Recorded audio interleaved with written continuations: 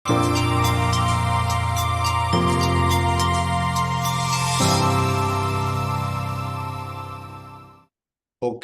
My dear friends, വളരെ വളരെ സന്തോഷം. എല്ലാവർക്കും ഒരിക്കൽ കൂടി ഈ ഒരു മനോഹരമായ സെഷനിലോട്ട് ഹൃദ്യമായ സ്വാഗതം. എങ്ങനെ ഒരു കോടീശ്വരന്റെ വൈബിലോട്ട് മാറാം, ഇതാണ് നമ്മൾ ഇന്ന് പഠിക്കുന്ന ടോപ്പിക്. വളരെ ഇൻട്രസ്റ്റിംഗ് ആണ്. ഇത് കൃത്യമായി മനസ്സിലാക്കിയാൽ നമ്മുടെ ജീവിതത്തിന് തന്നെ വലിയ മാറ്റം ഉണ്ടാവും. അതുകൊണ്ട് ഒന്ന് എല്ലാവരും ടൈപ്പ് ചെയ്ത് എത്ര ആളുകൾക്ക് കോടീശ്വരന്മാരുടെ അല്ലെങ്കിൽ ആ ഒരു ഉന്നതമായ വൈബിലോട്ട് മാറുവാൻ താല്പര്യമുണ്ട്. ഒന്ന് ജസ്റ്റ് എല്ലാവരും യെസ് ടൈപ്പ് ചെയ്ത് എത്ര ആളുകൾക്ക് ഒരു കോടീശ്വരന്റെ വൈബിലോട്ട് എങ്ങനെ മാറാം, എങ്ങനെ എനിക്ക് പണക്കാരനാവാം, അതോടുകൂടി പണക്കാരൻ മാത്രമല്ല സർവ ഐശ്വര്യങ്ങളുമുള്ള സർവരൂപത്തിലുള്ള സമൃദ്ധിയുമുള്ള നല്ല ആരോഗ്യം, നല്ല കുടുംബജീവിതം, അതുപോലെ തന്നെ നല്ല സാമ്പത്തിക ശേഷി, സമൂഹത്തിൽ നല്ല സ്റ്റാറ്റസ് എന്ന് വേണ്ട എല്ലാവിധ കാര്യങ്ങളും എങ്ങനെ എനിക്ക് നേടിയെടുക്കാം എന്നതുമായി ബന്ധപ്പെട്ട് അറിയുവാൻ താല്പര്യമുള്ളവരാണ് എല്ലാവരും. ഒത്തിരി ആളുകളുണ്ട്. ഈ ഒരു പ്രതികൂല കാലാവസ്ഥയിലും നമ്മുടെ ഈ സൂം പ്ലാറ്റ്ഫോം നിറഞ്ഞിരിക്കുന്ന ഈ ഒരു അവസ്ഥയിൽ ഞാൻ വളരെ നന്ദിയോടുകൂടി നിങ്ങൾ ഓർക്കുകയാണ്. ഇത് കേൾക്കുവാനും എല്ലാ ദിവസവും ഇതിൽ പങ്കെടുക്കുവാനും നിങ്ങൾ കാണിക്കുന്ന ആ ഒരു എന്താ പറയുക മനസ്സെന്ന് പറയുന്നത്, നമ്മളൊക്കെ നല്ല ആളുകളായതുകൊണ്ടാണെന്ന് ഒരു റിവാർഡ് നമുക്ക് തന്നെ കൊടുക്കുക. കാരണം എല്ലാ ദിവസവും രാവിലെ 6:30 ഇതേപോലെ ഒരു പ്ലാറ്റ്ഫോമിൽ വരികയും സ്വയം നമ്മുടെ അകത്തെ ലോകത്തെ കുളിപ്പിക്കുകയും ചെയ്യുക എന്നത് ഒരു ചെറിയ കാര്യമല്ല പ്രിയപ്പെട്ട സഹോദരന്മാരെ. നമ്മുടെ അകത്ത് ഉള്ള അഴുക്കുകളാണ് പുറത്ത് അഴുക്കുള്ള അനുഭവങ്ങളായിട്ട് നമുക്ക് വരുന്നത്. നമ്മുടെ അകത്ത് നടക്കുന്ന യുദ്ധങ്ങളാണ് പുറത്ത് സംഘട്ടനമായിട്ട് യുദ്ധ സമാനമായ അനുഭവങ്ങളായിട്ട് വരുന്നത് എന്ന സത്യം അറിഞ്ഞോ അറിയാതെയോ നിങ്ങൾക്ക് അത് വന്നുപെട്ടിരിക്കുന്നു. അതുകൊണ്ടാണ് നിങ്ങൾ ഇതിൽ എല്ലാ ദിവസവും രാവിലെ വരുന്നത്. അതുകൊണ്ട് നിങ്ങൾക്ക് എല്ലാവർക്കും മനസ്സിന്റെ അടിത്തട്ടിൽ നിന്നും നന്ദി അറിയിച്ചുകൊണ്ട് എങ്ങനെയാണ് ഒരു കോടീശ്വരന്റെ വൈബിലേക്ക് അല്ലെങ്കിൽ ഒരു പണക്കാരന്റെ വൈബിലേക്ക് നമുക്ക് മാറാം എന്ന ഈ ഒരു രഹസ്യത്തെ കുറിച്ച് നമുക്ക് ആഴത്തിലൊന്ന് പഠിക്കാം. അതുകൊണ്ടൊരു കാര്യം ചെയ്യാം. നിങ്ങൾ എല്ലാവരും എൻ്റെ ഈ ശബ്ദം കേൾക്കുന്ന മുഴുവൻ ആളുകളും, അത് യൂട്യൂബിലാണെങ്കിലും എവിടെയാണെങ്കിലും, ഒന്ന് താഴെ ജസ്റ്റ് ഒന്ന് കമന്റ് ചെയ്യുക. സന്തോഷം, സമാധാനം, ആശ്വാസം. പറ്റുന്ന ആൾക്കാരൊക്കെ ഒന്ന് കമന്റ് ചെയ്തേ. സന്തോഷം, സമാധാനം, ആശ്വാസം. ഞാൻ ഇത് എന്തിനാണ് നിങ്ങളോട് ചെയ്യിക്കുന്നത് എന്നത് ഈ ക്ലാസ് കേൾക്കുമ്പോൾ നിങ്ങൾക്ക് മനസ്സിലാവും. സന്തോഷം, സമാധാനം, ആശ്വാസം. സന്തോഷം, സമാധാനം, ആശ്വാസം. ജസ്റ്റ് എല്ലാവരും ഒന്ന് ടൈപ്പ് ചെയ്തേ. യൂട്യൂബിൽ കാണുന്ന ആൾക്കാരാണെങ്കിലും ഒന്ന് എഴുതുന്നത് വളരെ നന്നാവും. എന്തിനാണ് ഞാനിത് ചെയ്യിക്കുന്നത് എന്നത് നിങ്ങളെ ക്ലാസ്സിലൂടെ നിങ്ങൾക്ക് മനസ്സിലാവും. ശരി, ഒത്തിരി ആളുകൾ ടൈപ്പ് ചെയ്യുന്നു. വളരെ വളരെ സന്തോഷം. കുറെ ആളുകൾക്ക് ടൈപ്പ് ചെയ്യാൻ പറ്റാത്ത ആൾക്കാരുണ്ടാവും. നോ പ്രോബ്ലം, പറ്റുന്ന ആൾക്കാരെല്ലാം ചെയ്യാം. കാരണം യാത്രയുള്ള ആളുകൾ ഉണ്ടാവും, ഫുഡ് കുക്ക് ചെയ്യുന്ന ആൾക്കാരുണ്ടാവും, വേറെ ഓരോ ആക്ടിവിറ്റീസിൽ ചെയ്തുകൊണ്ടിരിക്കുന്ന സമയത്ത് കേൾക്കുന്നവരുണ്ടാവും. കഴിയുന്ന ആൾക്കാരൊക്കെ ടൈപ്പ് ചെയ്യാം. ഓക്കെ, അപ്പോ നമ്മൾ മനസ്സിലാക്കി പ്രിയപ്പെട്ട സുഹൃത്തുക്കളെ, വളരെ വളരെ സന്തോഷം. നമ്മൾ തിരിച്ചറിഞ്ഞ ഒരു പ്രധാനപ്പെട്ട സത്യം, നമുക്ക് എന്താണോ ഉള്ള വൈബ്, ആ വൈബിന് അനുസൃതമായ കാര്യങ്ങൾ മാത്രമേ നമ്മുടെ ലൈഫിലോട്ട് വരൂ എന്ന് നമ്മൾ പഠിച്ചു. നമ്മളൊരു കോടീശ്വരനാണെങ്കിൽ ആ കോടീശ്വരന്റെ വൈബിലോട്ട് നമ്മൾ മാറണം. നമ്മളിപ്പോൾ പ്രശ്നത്തിലും പ്രതിസന്ധിയിലുമാണെങ്കിൽ ആ പ്രശ്നത്തിനും പ്രതിസന്ധിക്കും അനുഗുണമായ ഒരു വൈബിലാണ് നമ്മൾ ഉള്ളത് എന്നതാണ് അതിൻ്റെ അർത്ഥം. അപ്പോ എങ്ങനെ നമ്മുടെ വൈബ്രേഷനെ മാറ്റാം, നിലവിലുള്ള വൈബ്രേഷനിൽ നിന്നും എങ്ങനെ ഉയർന്ന ഒരു വൈബ്രേഷനോട് മാറ്റാം എന്നതുമായി ബന്ധപ്പെട്ട ഈ വിഷയം പറയുമ്പോൾ നമ്മൾ ആദ്യം ചിന്തിക്കേണ്ട കാര്യം എന്താണെന്ന് ചോദിക്കുകയാണെങ്കിൽ, നമ്മുടെ വൈബ്രേഷനും നമ്മുടെ ഉള്ളിലുള്ള വൈകാരികതയും, ഫീലിങ്സ്, അത് പക്ഷേ സങ്കടമാവാം, ദുഃഖമാവാം, അതല്ലെങ്കിൽ ഏതെങ്കിലും അസ്വസ്ഥമായ ഏതെങ്കിലും അനുഭവങ്ങളാവാം, അതുമല്ലെങ്കിൽ നന്ദിയാവാം, സന്തോഷമാവാം, ആശ്വാസമാവാം. ഇപ്പോൾ നിങ്ങൾ ടൈപ്പ് ചെയ്ത സന്തോഷം, സമാധാനം, ആശ്വാസം.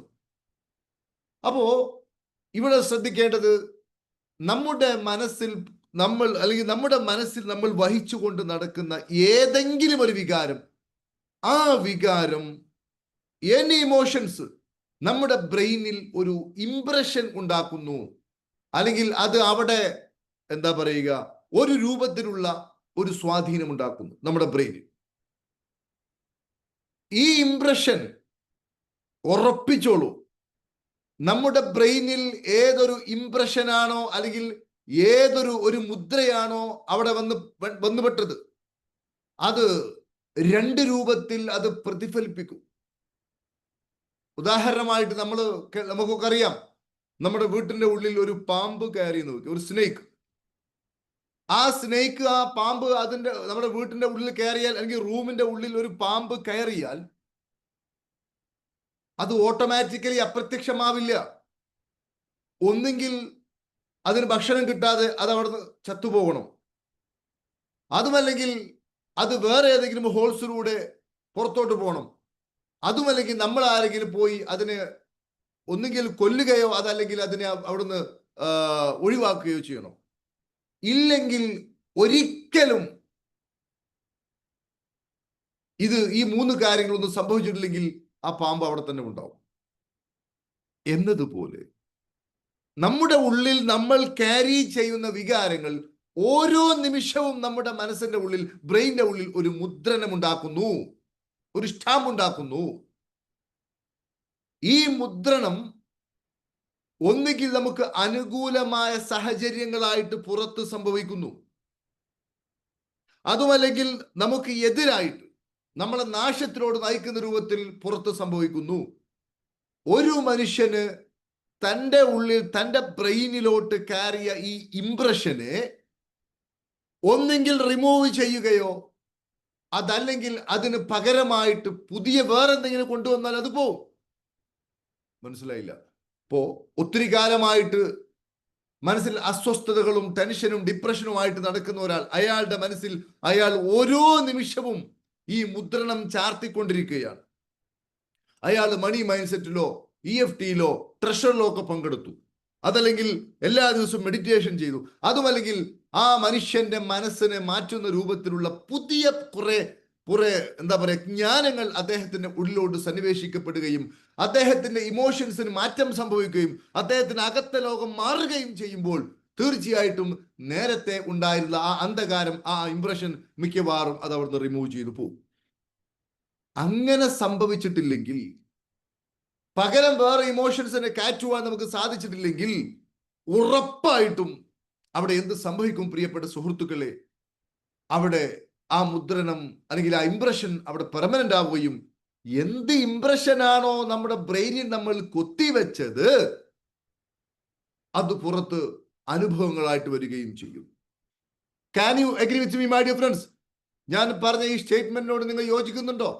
എന്റെ ചോദ്യം, നമ്മുടെ ഉള്ളിൽ നമ്മൾ കൊണ്ടു നടക്കുന്ന ഓരോ ഇമോഷൻസുകളും, ഓരോ ഫീലിങ്ങുകളും നമ്മുടെ ബ്രെയിനിൽ, നമ്മുടെ ഉള്ളിൽ ഒരു ഇംപ്രഷനായിട്ട് അല്ലെങ്കിൽ ഒരു എന്താ പറയുക, ഒരു മുദ്രണമായിട്ട് അവിടെ ഉല്ലേഖനം ചെയ്യപ്പെടുകയും അത് ഒന്നെങ്കിൽ അവിടെ നീക്കം ചെയ്യണം, അതല്ലെങ്കിൽ പകരം മറ്റൊന്ന് കൊണ്ടുവരണം. പകരം മറ്റൊന്ന് കൊണ്ടുവന്നെങ്കിൽ അത് പോവും, ഇല്ലെങ്കിൽ അത് നമ്മുടെ അനുഭവങ്ങളായിട്ട് വരും എന്നതാണ് ഏറ്റവും പ്രധാനപ്പെട്ട കാര്യം. അതുകൊണ്ട് വളരെ സന്തോഷം എല്ലാവരും പ്രതികരിക്കുന്നത്. യൂട്യൂബിൽ കാണുന്ന ആൾക്കാരൊക്കെ പ്രതികരിക്കുക. മനസ്സിലായോ?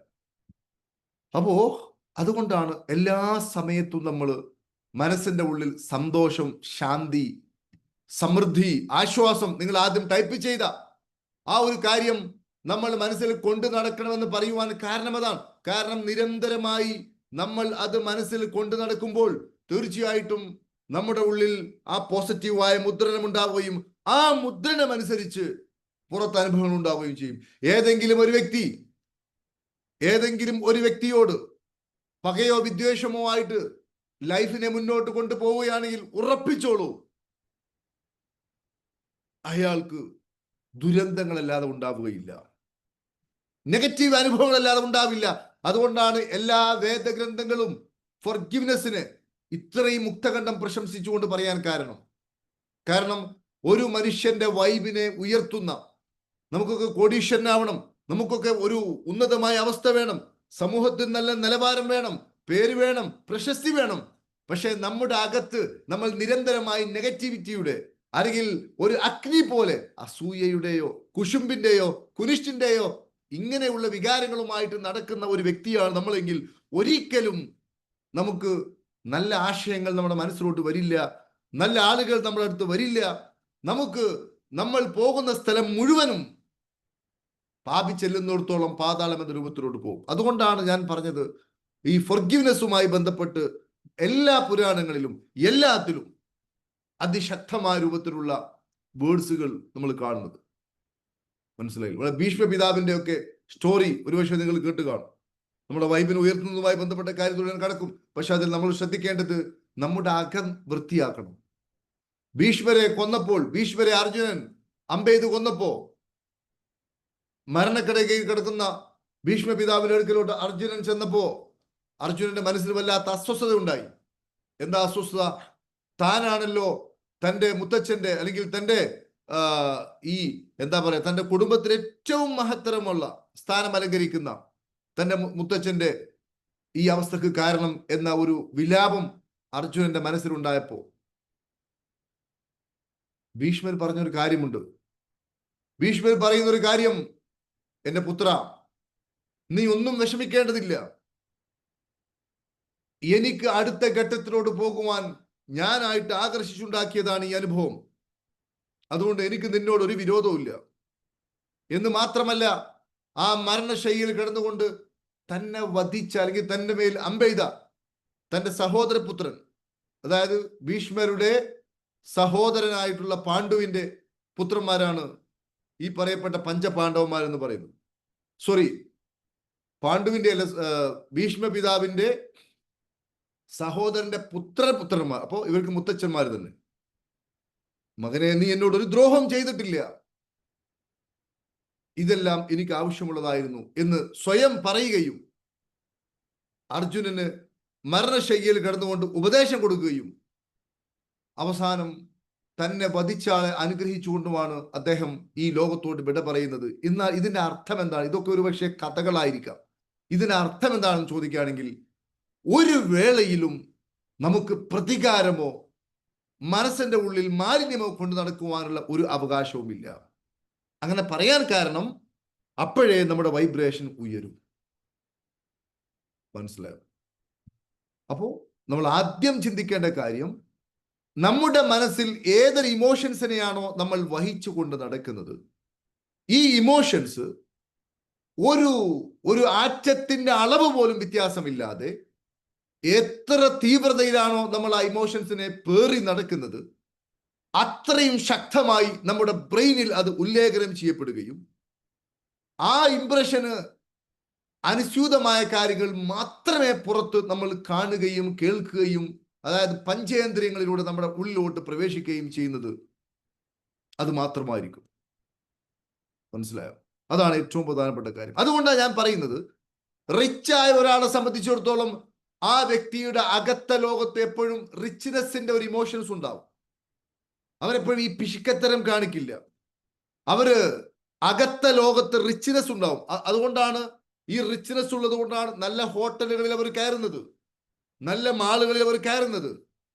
അതുപോലെ തന്നെ എപ്പോഴും നല്ല ഫീലിംഗ് ലഭിക്കുന്ന സ്ഥലങ്ങളിലൊക്കെ അവർ പോകുന്നത്.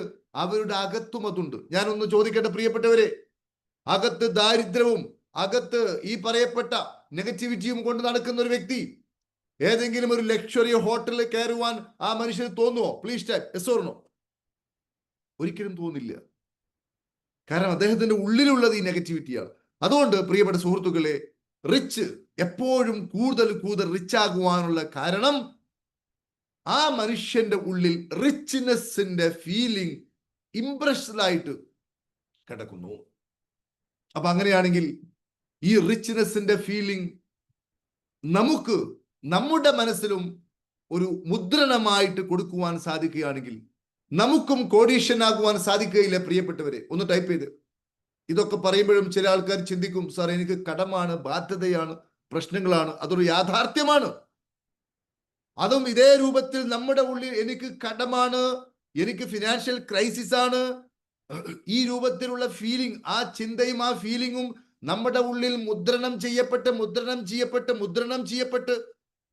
അത് അനുഭവങ്ങളായിട്ട് പുറത്ത് സംഭവിക്കുന്നതാണ് എന്ന് പലർക്കും അറിയില്ല. പ്രിയപ്പെട്ട സുഹൃത്തുക്കളെ, അവർ ഇതിങ്ങനെ പറഞ്ഞുകൊണ്ടിരിക്കുന്നു. ഈ പറഞ്ഞുകൊണ്ടിരിക്കുമ്പോൾ മറ്റുള്ളവർ കേൾക്കുമ്പോൾ അവർക്കൊരു സിമ്പതി ഉണ്ടാവും. ഈ സിമ്പതി ഇവർക്ക് എന്തെങ്കിലും സൊല്യൂഷൻ കൊടുക്കുമോ? അത് കൊടുക്കൂല. പിന്നെന്ത് സംഭവിക്കും? അത് കൂടുതൽ ശക്തമാവും. അതുകൊണ്ട് ആ പരാതിയും പരിഭവങ്ങളും ഒക്കെ ആദ്യം നിർത്തുക. അവനവന്റെ ഉള്ളിലുള്ള ഈ ഇമോഷൻസിനെ, ഈ ഇംപ്രഷനെ അവിടെ തുടച്ചു മാറ്റി കഴിഞ്ഞാൽ ഉറപ്പിച്ചോളൂ, നമ്മുടെ ജീവിതം വേറെ ഒരു അവസ്ഥയിലോട്ട് പോകും, വേറെ ഒരു ഗതി മാറി സഞ്ചരിക്കും. ഇതാണ് ഏറ്റവും പ്രധാനപ്പെട്ട കാര്യം. ഇനി അടുത്തൊരു കാര്യം എന്താ ചോദിക്കുകയാണെങ്കിൽ, ഇനി നമ്മുടെ ഉള്ളിലെ ഇമോഷൻസ് മാനിഫെസ്റ്റ് ആയിട്ട് പുറത്ത് അനുഭവങ്ങളായിട്ട് വന്നില്ലെന്ന് നോക്കുക. നമ്മുടെ ഉള്ളിൽ നമ്മൾ കൊണ്ടു നടക്കുന്ന ചില ദുഃഖങ്ങളും ചില പ്രശ്നങ്ങളൊന്നും അതേപോലുള്ള അനുഭവങ്ങളായിട്ട് പുറത്ത് വന്നില്ല എന്ന് നോക്കുക. അങ്ങനെ വന്നിട്ടില്ലെങ്കിൽ ആ ഇമോഷൻസുകൾ പിന്നെ സംഭവിക്കുന്നത്, ഇമോഷൻസുകൾക്ക് പിന്നെ സംഭവിക്കുന്നത് അത് ശരീരത്തിലെ അസുഖങ്ങളായിട്ട് പ്രകടമാവും, ശരീരത്തിൽ വേദനകളായിട്ട് പ്രകടമാകും, ശരീരത്തിൽ ഡിസ്കംഫർട്ടായിട്ട് പ്രകടമാകും, അസുഖങ്ങളായിട്ട് പ്രകടമാകും. അപ്പൊ ഞാൻ പറയുന്നത് വളരെ ഗൗരവമുള്ള കാര്യമാണ്. നമ്മുടെ ഉള്ളിൽ നമ്മൾ കൊണ്ടു നടക്കുന്ന വൈകാരികതയെക്കുറിച്ച് നമുക്ക് കൃത്യമായൊരു ബോധ്യം ഉണ്ടാവണമോ ഉണ്ടാവട്ടെ. ഇത്രയും കേട്ടപ്പോൾ ഞാൻ ഒറ്റ കാര്യം ചോദിക്കുന്നു. നമ്മുടെ ഉള്ളിൽ നമ്മൾ വഹിച്ചുകൊണ്ട് നടക്കുന്ന ഈ വികാരത്തെക്കുറിച്ച്, ഇമോഷൻസിനെ കുറിച്ച്, ഈ ഇമോഷൻസ് എന്ന് പറയുമ്പോൾ അത് നല്ലതുണ്ട് ചീത്തയുണ്ട്.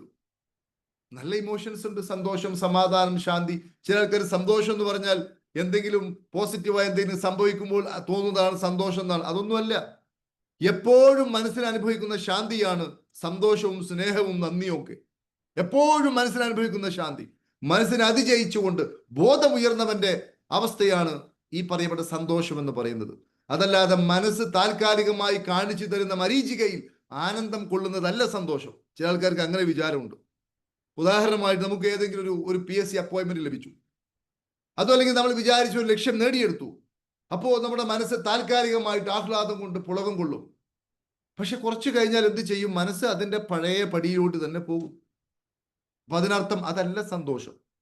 സന്തോഷം എന്ന് പറഞ്ഞാൽ എല്ലാ സമയത്തും ബോധത്തിലിരിക്കുക, എല്ലാ സമയത്തും നല്ലത് വന്നാലും തീയത് വന്നാലും മനസ്സിനെ അടക്കി നിർത്തുവാനുള്ള ഒരാളുടെ കഴിവ്. ഇതിനെയാണ് സന്തോഷം, സമാധാനം എന്നൊക്കെ പറയുന്നത്. അതല്ലാതെ ഏതെങ്കിലും പോസിറ്റീവായ അനുഭവം ലഭിക്കുന്ന സമയത്ത് ഒരു സന്തോഷം, അത് കഴിഞ്ഞാൽ പിന്നെ അതല്ല. ഇതാണ് ഏറ്റവും പ്രധാനപ്പെട്ട കാര്യം. അതുകൊണ്ട് ഒറ്റ കാര്യം ഞാൻ ചോദിച്ചത് പലരും കേട്ടില്ലെന്ന് തോന്നുന്നു. അതായത് നമ്മുടെ ഉള്ളിൽ സദാസമയവും സമാധാനം നിറക്കുന്നതിന്റെ പ്രാധാന്യത്തെക്കുറിച്ച് നിങ്ങൾക്ക് ബോധ്യപ്പെട്ടോ ഇല്ലേ? Please type S or. Please type S or. നമ്മുടെ ഉള്ളിൽ സദാസമയവും സന്തോഷത്തെ,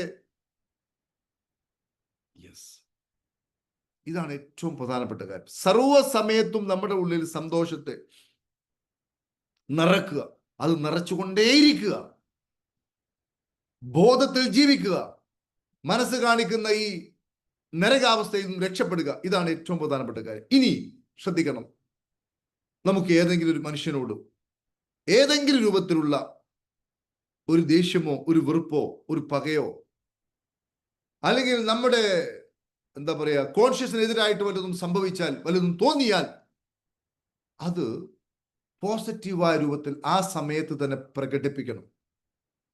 ആ സമയത്ത് തന്നെ അത് പ്രകടിപ്പിക്കണം.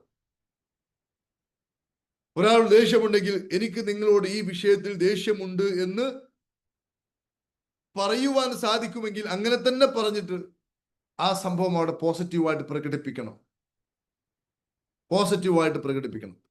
ദേഷ്യമുണ്ട് എന്ന് പറഞ്ഞുകൊണ്ട് ആ ദേഷ്യത്തെ ഉള്ളിൽ ഒതുക്കി നിരന്തരമായിട്ട് അങ്ങേര് ചെയ്തൊരു പ്രവൃത്തി എന്തൊരു പ്രവൃത്തിയാണ്, അങ്ങേരോടൊക്കെ ദൈവം ചോദിച്ചോളൂ.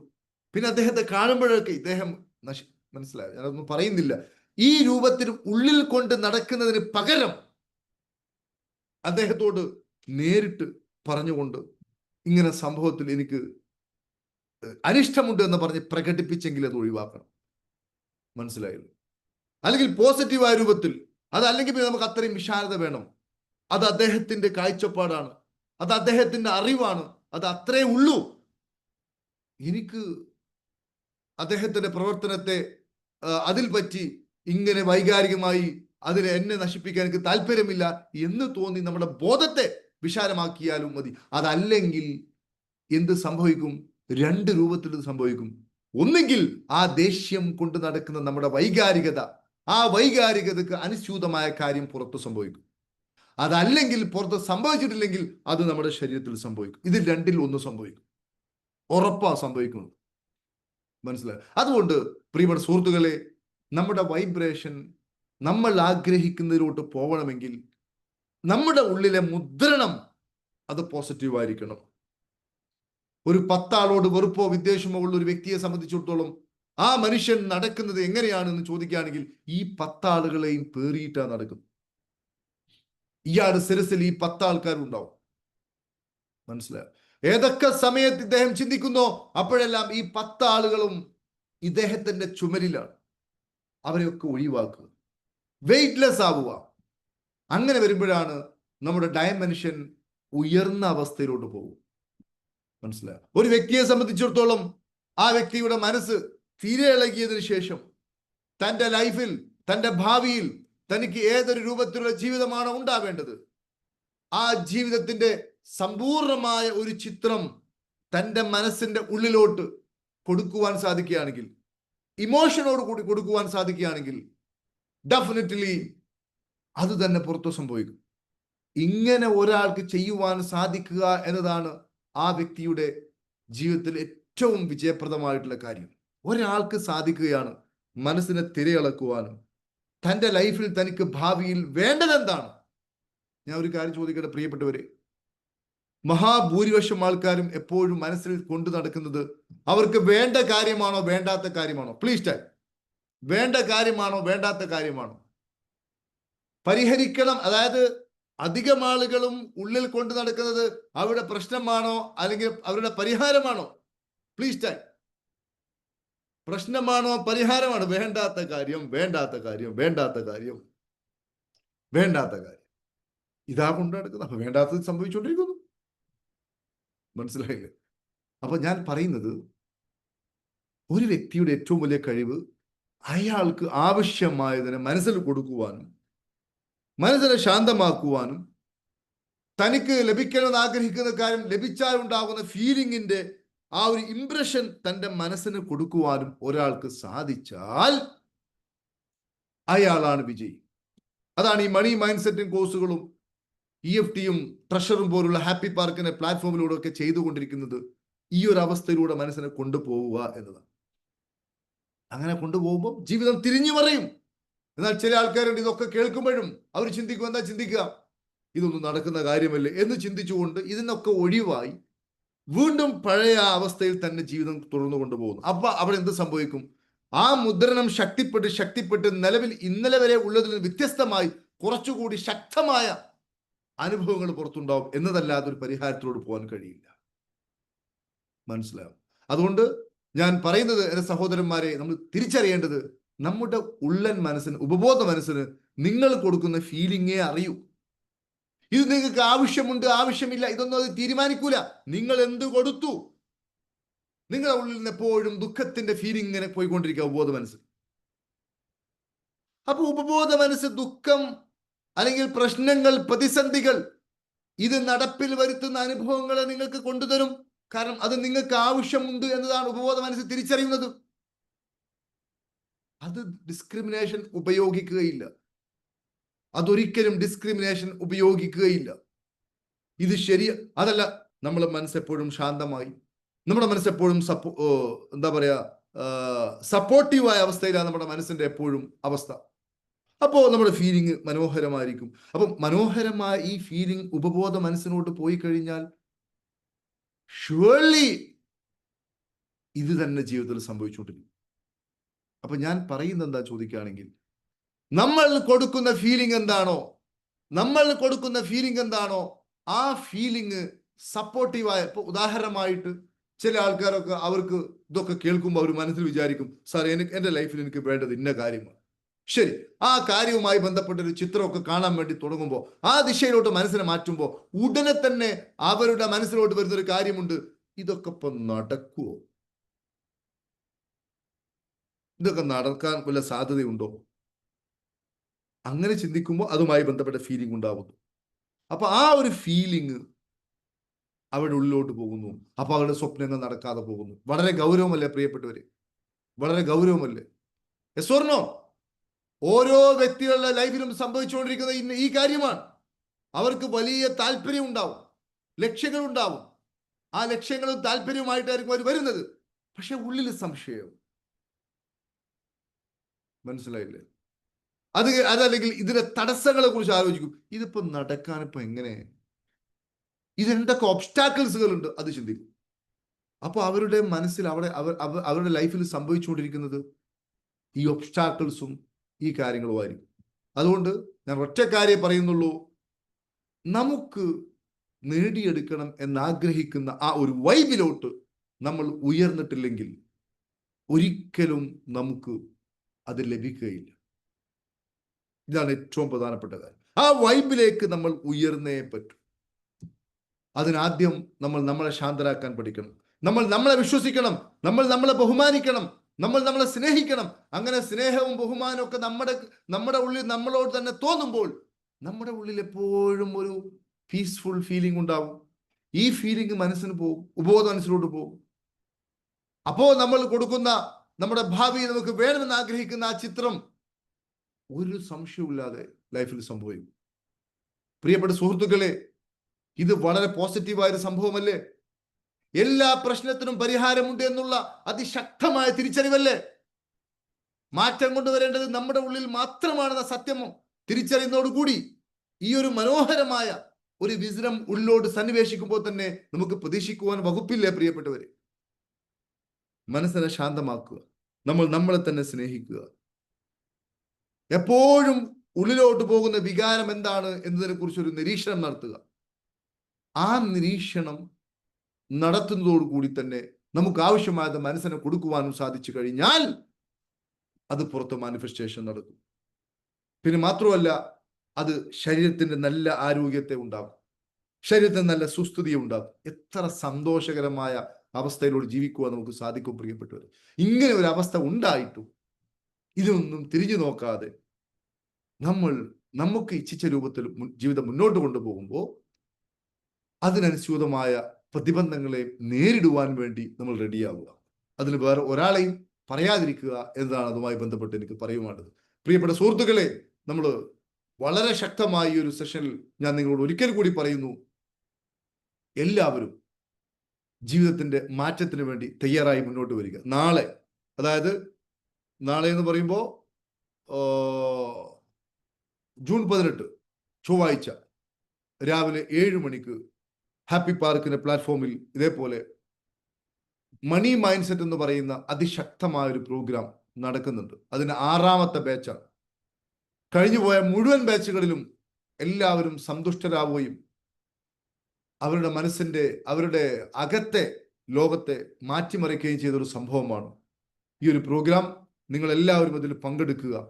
ഇത് പറയുമ്പോൾ നിങ്ങൾ മനസ്സിലാക്കേണ്ടത്, പ്രിയപ്പെട്ട സുഹൃത്തുക്കളെ, നാളെ ബുധനാഴ്ചയാണ് പ്രോഗ്രാം.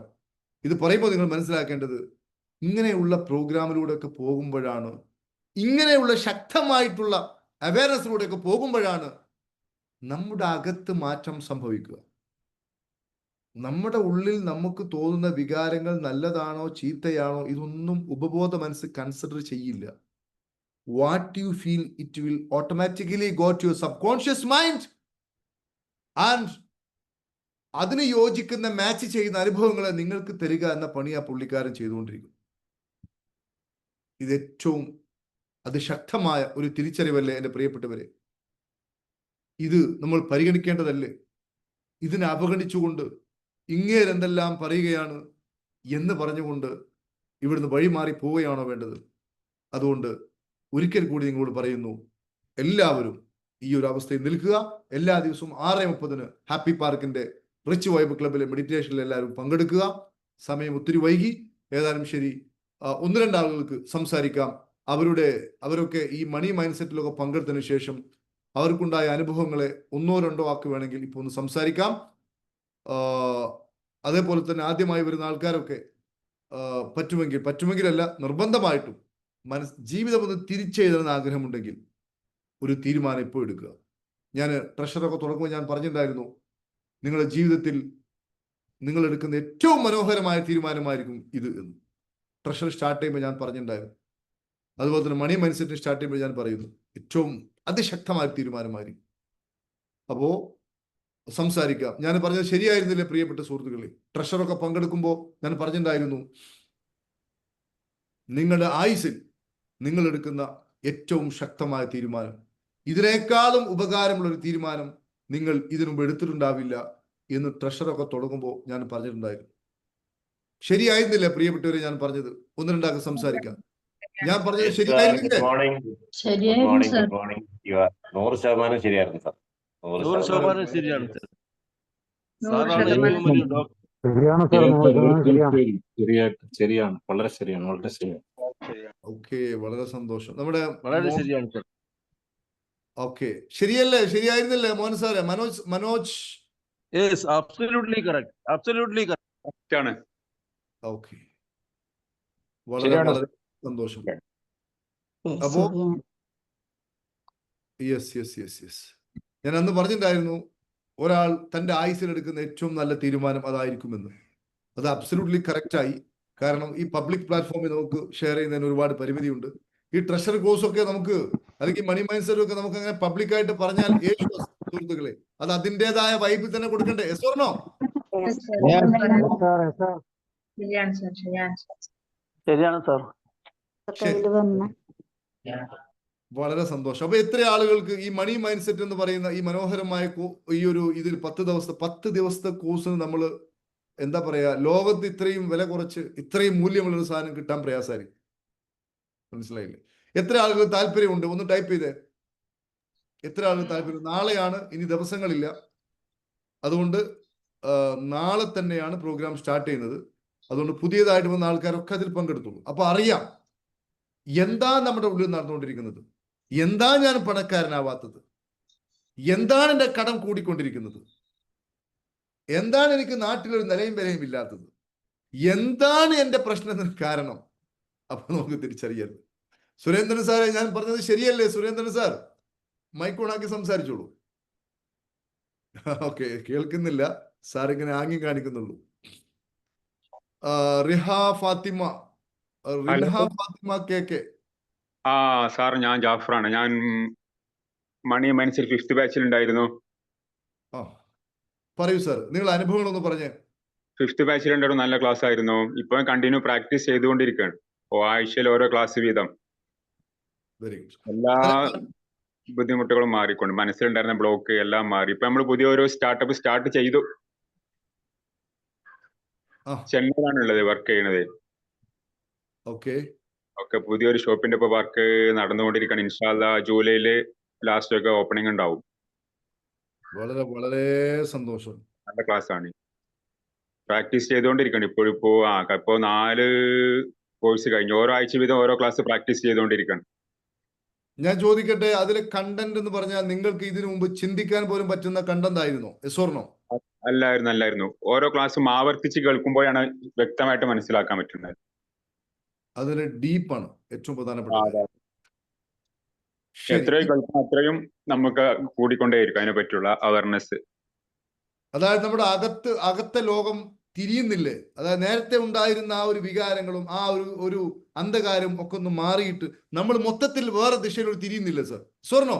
അതെ, എല്ലാം മാറിപ്പോയി. നമുക്ക് എല്ലാറ്റിനും ഒരു പോസിറ്റീവ് വന്നുകൊണ്ടിരിക്കും. അതാണ് വേണ്ടത്. നമ്മൾ ഇപ്പൊ പോകുന്നതിൽ വെറുതെ ഇങ്ങനെ ആലോചിച്ചു കൊണ്ടിരിക്കും, വേണോ വേണ്ടോ എന്നിങ്ങനെ ചിന്തിച്ചിങ്ങനെ സമയം കളയും.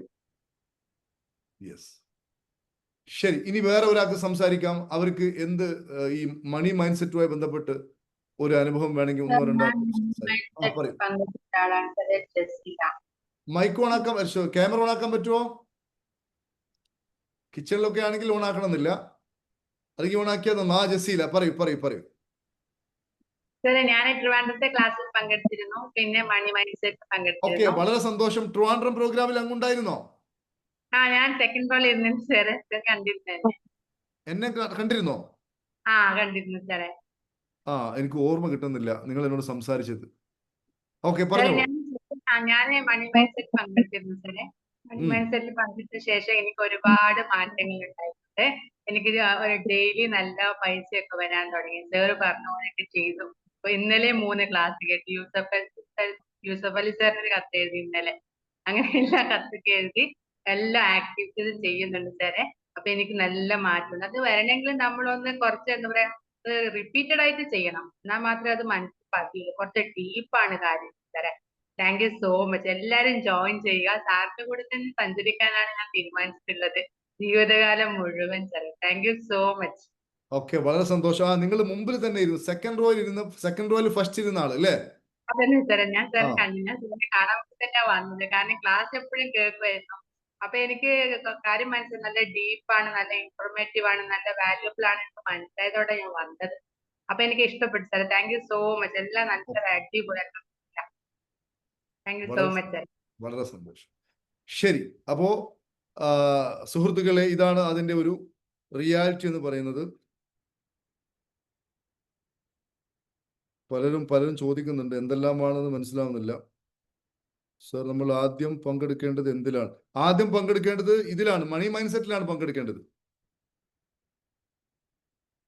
ഇതിനും വലിയ അവസരം യെസ്, അതൊക്കെ പറഞ്ഞു. വളരെ സന്തോഷം. എനിക്ക് താല്പര്യമുണ്ട്. ഒത്തിരി ആൾക്കാർ താല്പര്യമുണ്ട് പറയുന്നു. അപ്പൊ അങ്ങനെയാണെങ്കിൽ ഒരു കാര്യം ചെയ്യാം. ഇപ്പോൾ തന്നെ അതിന്റെ ഡീറ്റെയിൽസ് ഒന്ന് വേണമെങ്കിൽ പറഞ്ഞോളൂ സാറ്. അതുപോലെ തന്നെ നമ്മള് ഇത് യൂട്യൂബിൽ കേൾക്കുന്ന ആൾക്കാരൊക്കെ അതിന്റെ താഴെ ലിങ്ക് ഉണ്ടാവും, അതിൽ ജോയിൻ ചെയ്യുക. എല്ലാ മാസവും ഇത് നടത്തണമെന്ന് നമ്മൾ ആഗ്രഹിക്കുന്നത്. അങ്ങനെ വരുമ്പോൾ നമ്മുടെ ഒരു ലക്ഷ്യമുണ്ട്, ഒരു മിഷൻ ഉണ്ട്. ആൾക്കാരുടെ മനസ്സിൽ വെളിച്ചം വീശിയിട്ട് എത്രയോ ആളുകൾ നമ്മൾ കാണുന്നത്, നമ്മൾ യാത്ര ചെയ്യുമ്പോഴാണെങ്കിലും ശരി, നമ്മുടെ ചുറ്റുമൊക്കെ നമ്മൾ കാണുന്ന ഒത്തിരി ആളുകൾ അന്ധകാരത്തിൽ ജീവിച്ചുകൊണ്ടിരിക്കുകയാണ്. മനസ്സിലായില്ലേ? അന്ധകാരത്തിൽ ജീവിച്ചുകൊണ്ടിരിക്കുകയാണ്. അപ്പോ ഒരുപക്ഷെ എല്ലാവരും ഇതിൽ വന്നോളുന്നുണ്ടാവില്ല.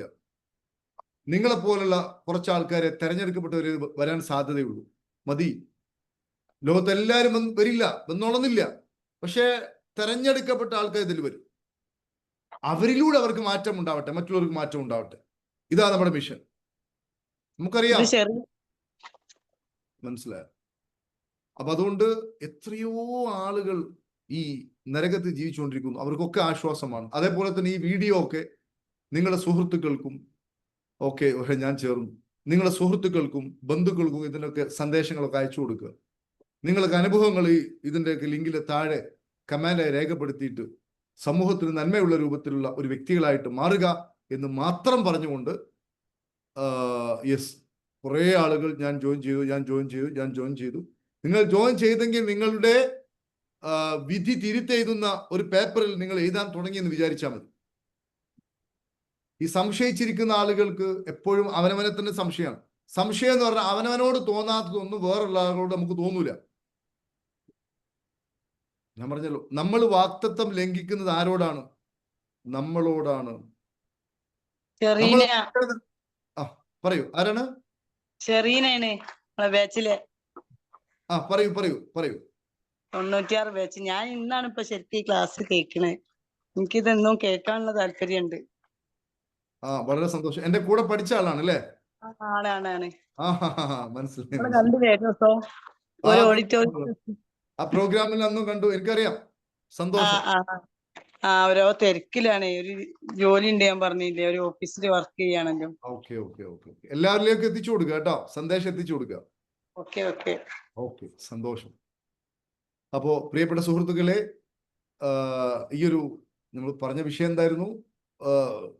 ഈയൊരു തിരിച്ചുപോക്കിലോട്ട് നിങ്ങൾ എല്ലാവരും പങ്കാളികളാവുക എന്ന് മാത്രമേ എനിക്ക് പറയുവാനുള്ളൂ. ഒരിക്കലും ഈ പോകുന്ന ഡയറക്ഷനിലൂടെ തന്നെ പോയാൽ, നമ്മൾ കാസർഗോഡേക്കാണ് നമ്മൾ പോകേണ്ടത്. നമ്മളിപ്പോൾ പോകുന്നത് തിരുവനന്തപുരം റൂട്ടിലാണ്.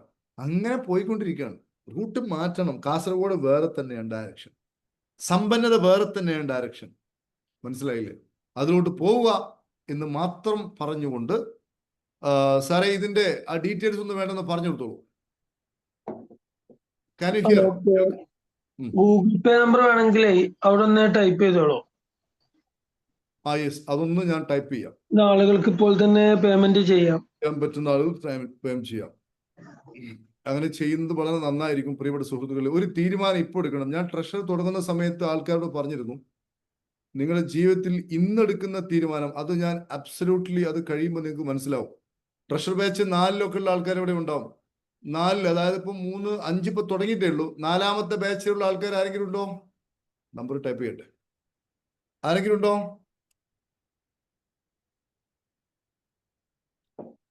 ട്രഷർ ബാച്ച് 4 ആരെങ്കിലും ഉണ്ടോ? എനിവൺ? ഉണ്ട് സാറേ. പേരെന്തായിരുന്നു?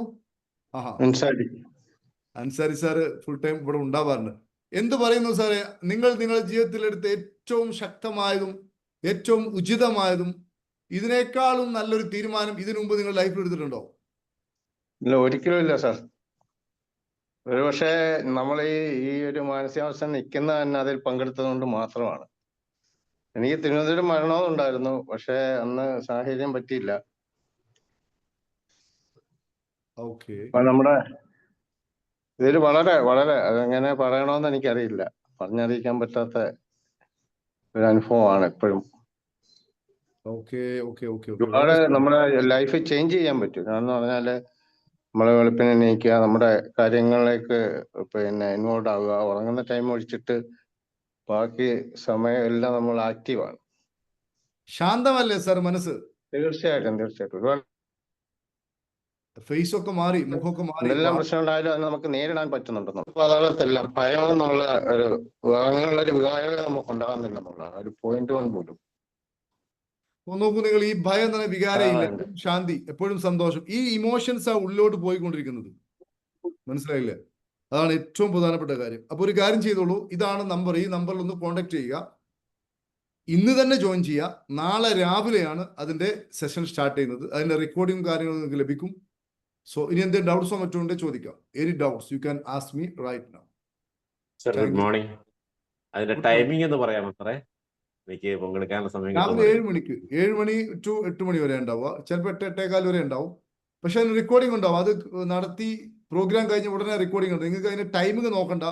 Timing 24 hours. Okay okay. Any time. Okay, thank you sir. മനസ്സിലായില്ലേ? ടൈമിങ്ങിനെ കുറിച്ച് ആരും ആകുലപ്പെടണ്ട. സാർ, ആ സമയത്ത് ഞാൻ അവൈലബിൾ.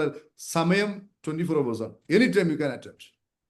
നമുക്ക് യാതൊരു മടിയുമില്ല. നിങ്ങൾ ഡയറക്ഷൻ തിരിച്ചു പറയൂ. ഏതാ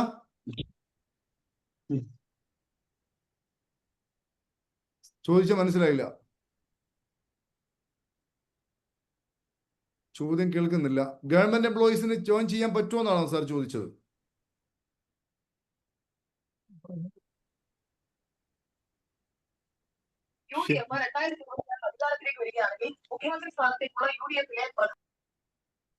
TV തുറന്നിട്ടിട്ടാണ് പുള്ളി കേൾക്കുന്നത്. യെസ്. അപ്പൊ മുഴുവൻ ആൾക്കും നന്ദി അറിയിക്കുന്നു.